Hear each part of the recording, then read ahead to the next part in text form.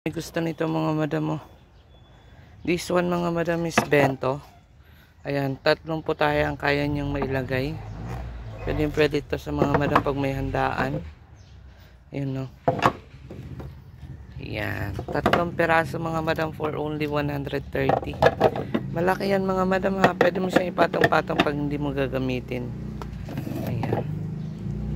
Ayan siya mga madam. Okay, sa may gusto nito for only 130, pamay na lang. Ganda yan. Ayan, tatlong peraso 130. Diba, mapakamura na. Ayan, isang box yung available ko mga madam. Ayan, 130 lang, tatlong peraso na yan. Mura na to. Ayan, ayan, pero pag isa lang 50 isa mga madam.